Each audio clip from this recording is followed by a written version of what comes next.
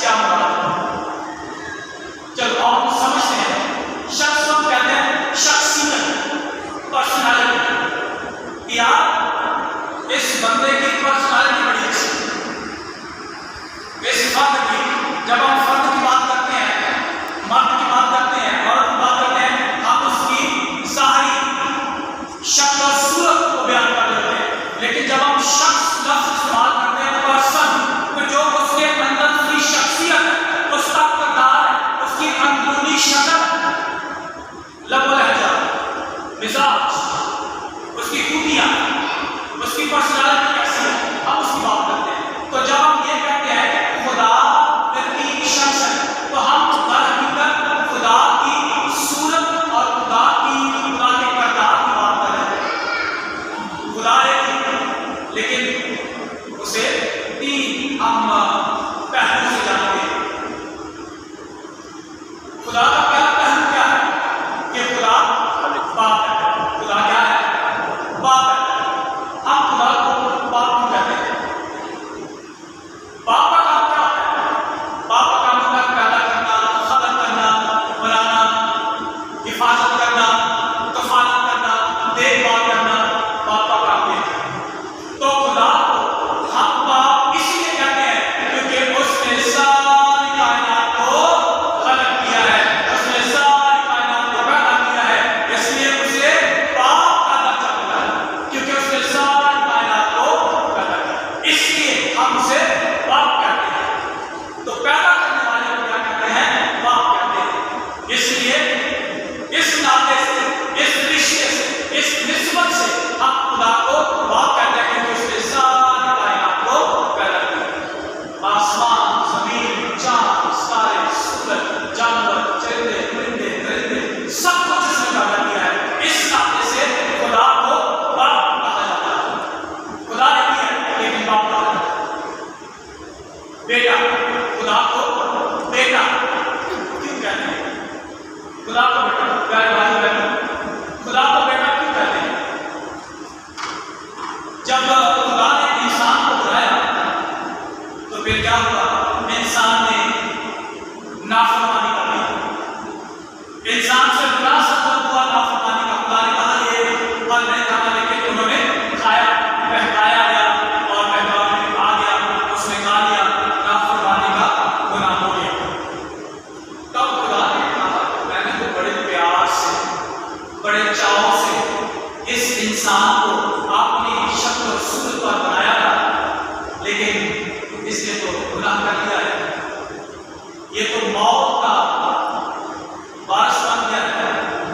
तो फिर खुदा ने वहां पर तकवीन की किताब उसका तीसरा बाब, वहां पर हमें वादा करता है कि मैं इंसान को बचाऊंगा और इसे दोबारा वापस उसी हालत में लाऊंगा जो पाकीज़ी हालत है, जो पाके बदन की हालत है। मैं इसी हालत में इंसान की रूह को वापस लेकर आऊंगा, क्योंकि आप इंसान की रूह नाफरमानी के गुनाह की वजह से दागदार हो गई है।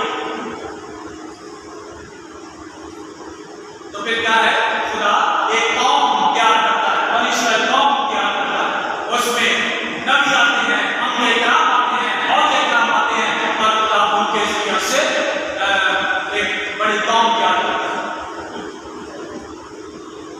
वक्त पूरा हो जाता है, माँ मरियम को तैयार किया है, और माँ मरियम जब वक्त पूरा होता है, फिर खुदा की तरफ से जब फरिश्ता आता है, माँ मरियम के पास आता है और आकर कहता है देख तेरे यहाँ बेटा होगा, तो उसका नाम यूसुफ। घबरा गया, कहने लगे नाम मुमकिन है, ऐसा नहीं हो सकता, मैं वक्त से नवाकी हूँ, शादी हुई है, मैं बेटे को कैसे जन्म दूँ? फरिश्ता जवाब देता है इसका। फरिश्ता कहता है ना, खुदा की रूह तेरे बदन में आएगी, खुदा की रूह तेरे बदन में आएगी। जो तुझसे जन्म लेने वाला है, ये किसी मर्द की वजह से नहीं होगा, शादी की वजह से नहीं होगा, बल्कि खुदा की रूह तेरे बदन में आएगी। देख मैं खुदा हूँ, बदलती हूँ मेरे लिए तेरे कौन के खुदा का रूह माँ मरियम के बदन में आया, रहा 9 माह तक जिस्म लिया। खुदा की रूह ने माँ मरियम के जिस्म से जिस्म लिया और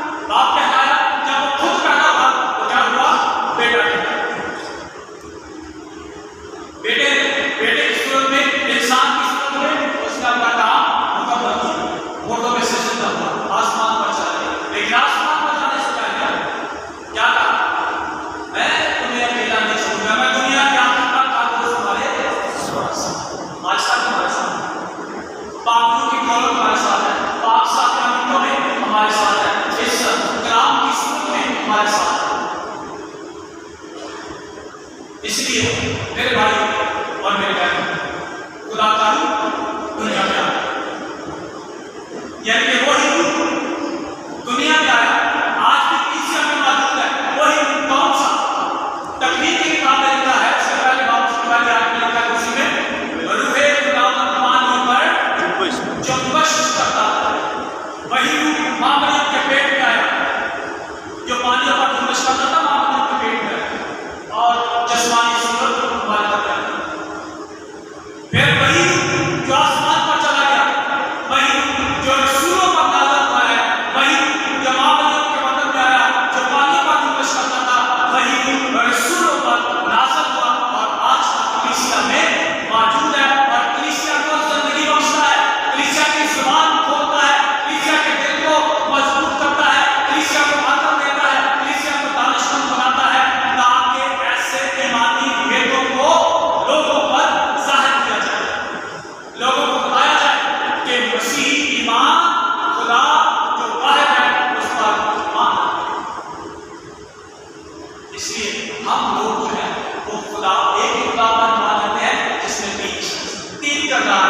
मिसाल के तौर पर एक शख्स हम यहाँ पर बैठे तो हम मिसाल के तौर पर ओके रब की मिसाल देते हैं, मालिक तो एक ही, लेकिन एक सूरत में वो भाई भी है, एक सूरत में वो चाचू भी है, वो ताया भी है, वो मामू भी है, रिश्ते हैं, रिश्ते मालिक तो एक ही। आप कैसे मालूम? वो माँ हो सकती है, ताई हो सकती है, कोई और भी दूसरा रिश्ता हो सकता है, क्या करते हैं? तो खुदा एक ही है, लेकिन वो बाप भी है, बेटा भी है और वो बाप भी है, जो कलीसिया में है। मेरे भाई और मेरे बहन,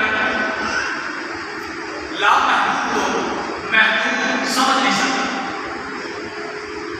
जो खालिक है मखलूक से समझ नहीं सकती। इसकी छोटी सी मिसाल आपको देने लगा हूं। 11वीं सदी का एक मुकद्दस है, मुकद्दस अगस्तीन, बहुत मशहूर ये बात है क्योंकि इस नाते से अक्सर ये पढ़ी और समझी जाती है, समझाने के लिए इस्तेमाल भी की जाती है।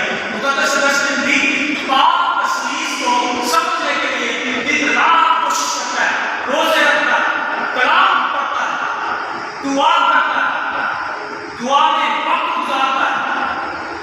और मुकद्दस थॉमस एक्वाइनस वो क्या करते हैं? वो अपना